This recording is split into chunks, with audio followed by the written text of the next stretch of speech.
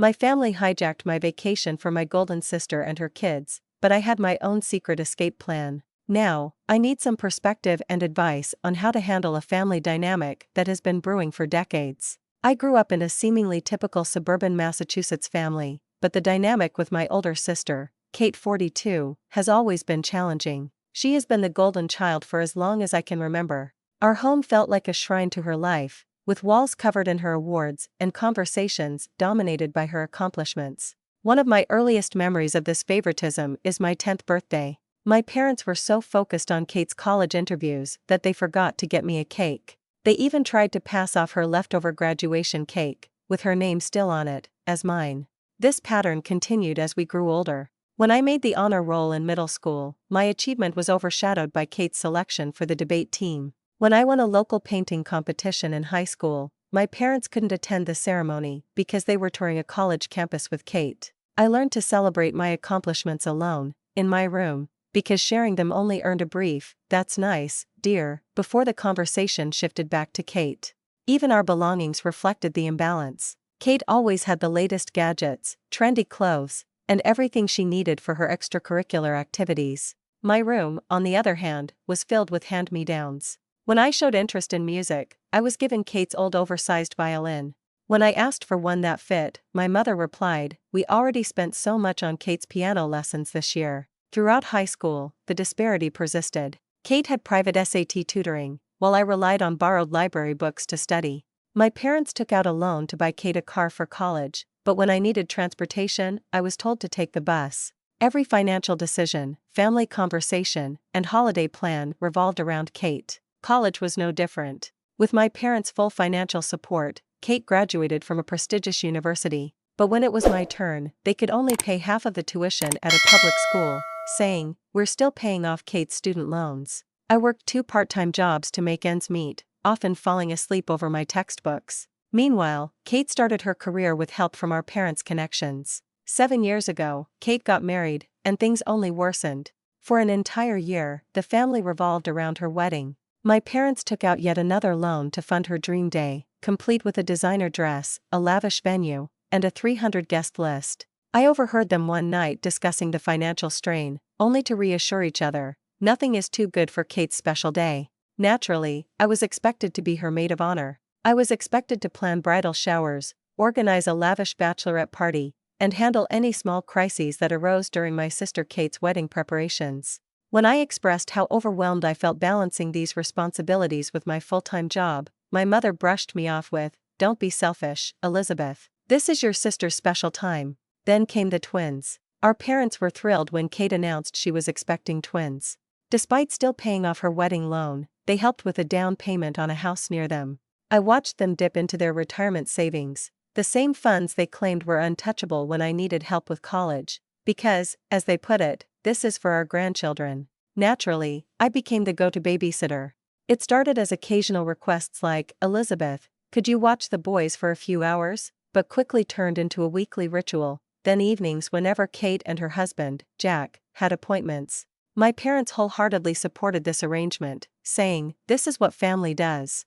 Whenever I tried to set boundaries, Kate and Jack assumed I'd relent. While I adore my nephews, now active 7-year-olds, they're exhausting. Every weekend followed the same pattern. Kate would drop them off at my apartment with little notice, citing her need for me time or urgent errands. The boys would run wild, leaving my small space in chaos. When I tried to establish limits or request advance notice, Kate would tearfully claim she was overwhelmed, and my parents would criticize me for not being more supportive. Meanwhile, I've worked tirelessly to build my marketing career. Recently, I was offered a promotion that would require longer hours and more travel. Excited, I shared the news during a family dinner, hoping for congratulations. Instead, my mother responded, "But what about the twins? Your sister needs you here." Kate chimed in, "You can't take that job, Elizabeth. Who will help me with the boys?" My father added, "Family should come first, Elizabeth." When I tried to explain how stretched thin I was, Kate accused me of being jealous of her life. "You're just bitter because you're still single," she said, as if my marital status defined my worth. After a particularly grueling weekend with the twins, during which they damaged my laptop and left permanent stains on my couch, I decided I desperately needed a break. I found a quiet, affordable resort in Florida that promised the peace I craved. When I mentioned it during a family dinner, my mother's eyes lit up. That's perfect. We should all go together, the twins would love the beach. Before I could object, Kate had already started planning. You can take the boys swimming while Jack and I have some alone time, she said, treating my vacation as a childcare opportunity. My parents even offered to upgrade my reservation to a luxury resort for everyone, centered, of course, on activities the twins would enjoy. That night, lying in bed, I made a decision that changed everything. I booked a completely different resort on a secluded island and kept my plans a secret. Quietly, I prepared, booking time off work, packing discreetly, and ensuring I had funds ready. At the airport, my family and I would part ways. They'd head to Florida while I boarded a flight elsewhere. Yes, it was deceptive. Yes, I anticipated the backlash. But for once, I wanted to prioritize myself. For 35 years, I've been the dependable sister, the perfect daughter, and the always available aunt. I've sacrificed my weekends, social life, and career opportunities to meet my family's endless expectations. Now, I'm done. The day at the airport was more emotional than I had expected. I arrived early and checked in far from where my family would be. I watched them from a distance, Jack checking their tickets, my parents beaming, Kate juggling the twins and luggage. When they headed to their gate, I silently went through security for my flight. As soon as they realized I wasn't at their gate, my phone began to buzz. First came the confused texts, "Where are you? We're at gate B12. Then the concerned ones, "Elizabeth, is everything okay?" Finally, the angry ones, "How could you do this to us? The boys are crying." Before boarding, I turned off my phone. For the first time in years, I felt a mix of guilt and exhilaration. The guilt was familiar, but the freedom? That was new and intoxicating. The island resort was nothing like the crowded tourist destination my family went to. The moment I stepped onto the quiet beach, years of tension melted away. No twins to babysit, no family drama to mediate, no schedule to follow, just me, the ocean, and pure serenity. The first 2 days were an adjustment. I kept glancing at the clock, thinking, the twins would be eating lunch now, or Kate usually needs help getting them to bed at this time. But slowly, I let go. Breaking free from decades of ingrained expectations isn't easy, but something shifted on the 3rd day of my vacation. I decided to try things I'd always wanted to do, but never had time for. My first surfing lesson was clumsy but exhilarating. I laughed at myself the entire time. I joined a yoga class on the beach and connected with a group of fellow solo travelers. One evening, I even had an impromptu dinner with an intriguing man I met at the resort's coffee shop. It wasn't anything serious, just a casual meal, but it reminded me that I could have a life outside of my family. The real test came 5 days in, when I finally turned my phone back on. The flood of notifications was staggering: 147 missed calls, over 300 texts, and countless voicemails. My mother had even called my workplace, reporting a family emergency. Thankfully, I had already informed my boss I'd be unavailable during my vacation. I listened to a few voicemails, and the messages varied wildly. My mother's tone swung from concern to anger to outright manipulation. "Elizabeth, how could you abandon your family like this? The twins are heartbroken.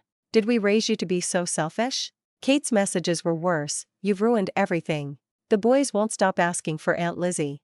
Jack had to cut his meetings short because I can't manage on my own." One message, however, stood out. It was from my father, and for once, he sounded uncertain. "Elizabeth, I don't understand what's going on, but please just let us know you're safe." Hearing him speak to me without immediately defending Kate or pressuring me to help was a first. I replied to the family group chat with a single text: "I'm safe and having a great vacation. I'll contact you when I'm ready. Please give me space."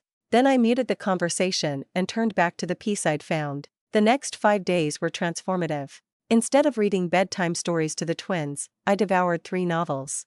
I struck up conversations with other guests, without interruptions. Each evening, I sat on the beach and watched the sunset, savoring the quiet. For the first time in years, I began journaling, processing a lifetime of buried emotions. One night, while dining at a cozy seaside restaurant, the older waitress noticed I was alone. She asked if I was enjoying my solitude, and I briefly shared my situation. Her words stayed with me: "Family is important, honey, but not at the expense of your own well-being. Sometimes, putting yourself first is the bravest thing you can do." When I returned home, I didn't go straight to my apartment. Instead, I checked into a hotel for 2 nights to prepare for the inevitable confrontation. During this time, I updated my work emergency contacts, changed the locks on my apartment, and wrote down my boundaries. My family found out I was back when I accidentally liked a coworker's social media post. Within hours, my mother and Kate were at my apartment building, buzzing my intercom incessantly. From the window of my hotel room across the street, I watched them, feeling oddly detached from their theatrical display. I've scheduled a meeting with them tomorrow at a neutral coffee shop, not my apartment. I prepared what I want to say, but the thought of the confrontation makes my hands tremble. Still, I know this is the right choice. For the first time in my life, I'm choosing myself. As planned, I met my family at the coffee shop, and the conversation was even more intense than I expected. I arrived early, choosing a corner table where I could see both the entrance and the emergency exit, a habit born from years of anticipating family drama. My hands were shaking so badly I could barely hold my coffee. My parents, Kate, and, surprisingly, Jack arrived together at the coffee shop. Thankfully, they hadn't brought the twins. Before anyone could launch into their rehearsed speeches, I raised my hand and said what I had practiced.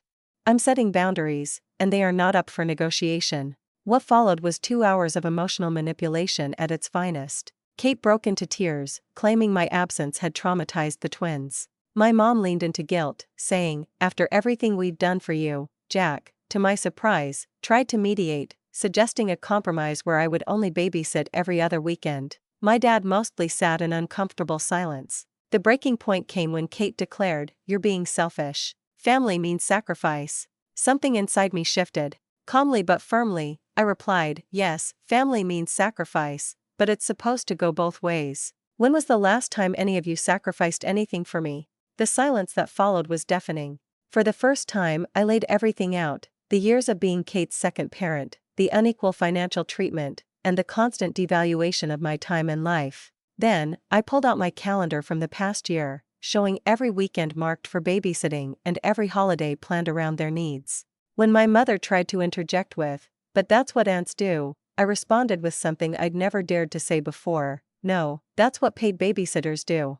And Kate, if you need this much help, maybe it's time to hire one." The conversation took a sharp turn after that. Kate stormed out, with my mother rushing after her. Surprisingly, Jack stayed behind. He apologized, acknowledging that they had taken advantage of my availability. After a long pause, my father finally spoke. "We never meant to make you feel this way." It wasn't an apology, but it was something. Once they left, I followed through with my plan. I moved to a new part of the city and into a smaller but safer apartment with a doorman, whom I briefed about my situation. I also changed my phone number, sharing it only with work and a handful of trusted friends. Starting over was the hardest part. It wasn't the logistics of moving or cutting ties, it was realizing how much of my identity had been tied to being there for my family.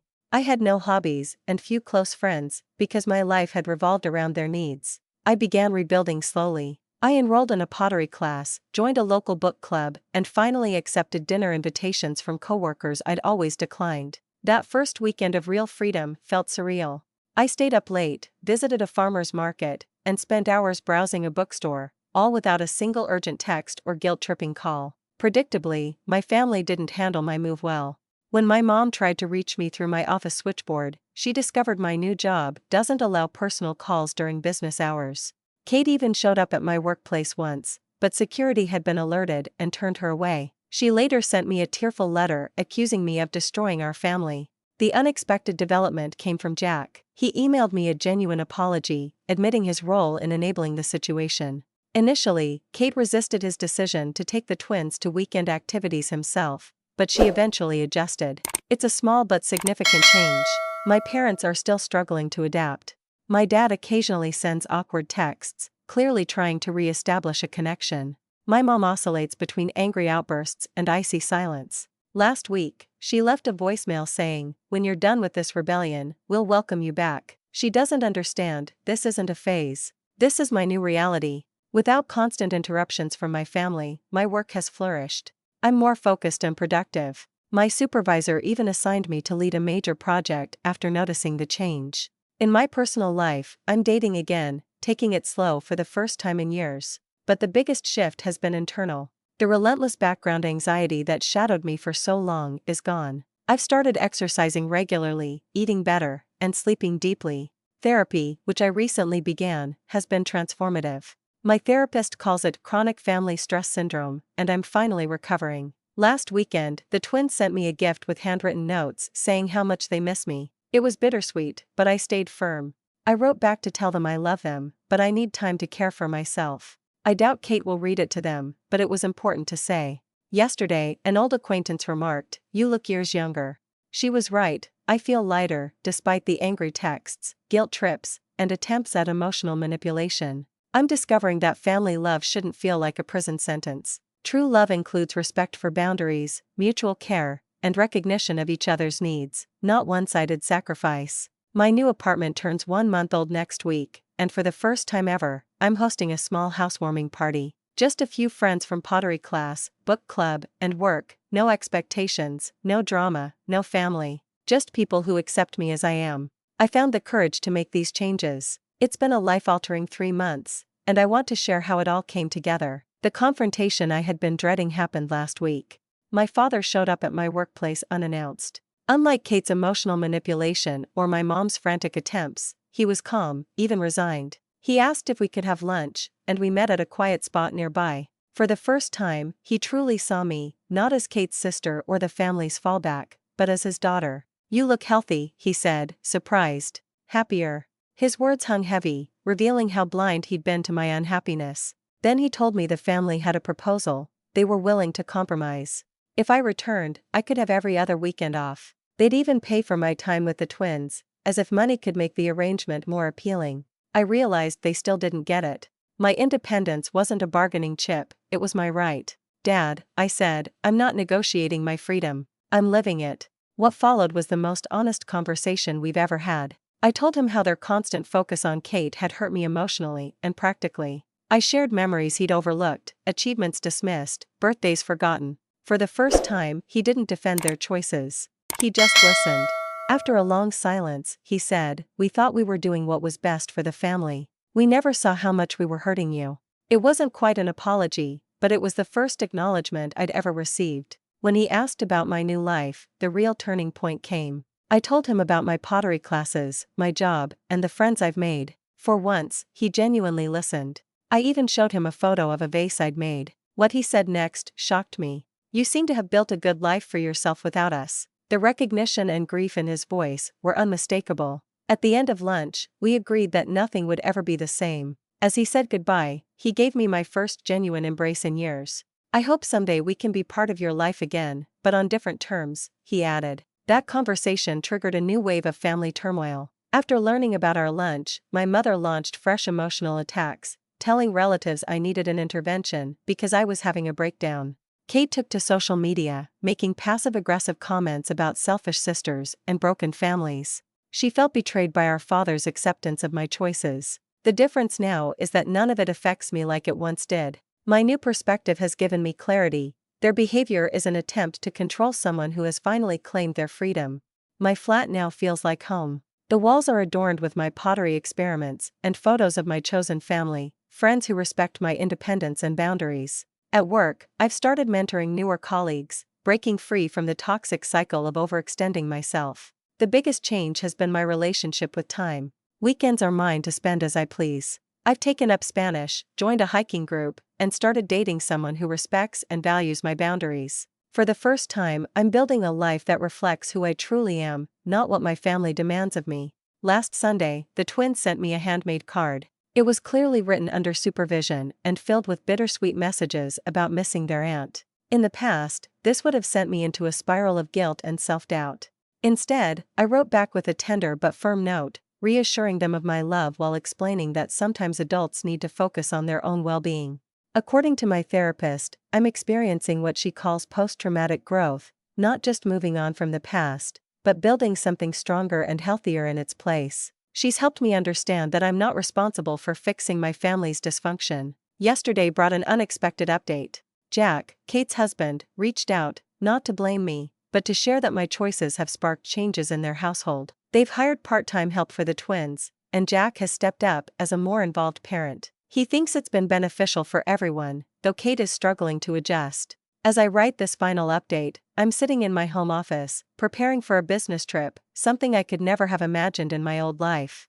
Behind my desk hangs a framed quote that resonates deeply: "Sometimes the bravest thing you can do is set yourself free." I want to thank everyone who supported me and followed my journey. Your encouragement gave me the courage to make my own choices. If you're wondering whether it's selfish to want your own life, know this: it's not. Seeking freedom is not selfish. Caring for yourself is not unkind. Setting boundaries is not betrayal. I don't know what the future holds for my relationship with my family. Perhaps one day, we'll find a way to connect on terms of mutual respect instead of obligation. In the meantime, I'm focused on nurturing the life I built, my friendships, passions, career, and, most importantly, my sense of self. This isn't just an ending, it's a beginning. And for the first time in my life, I'm excited about what comes next. Thanks for watching. If you love the story, please like, share, and subscribe for more stories like this.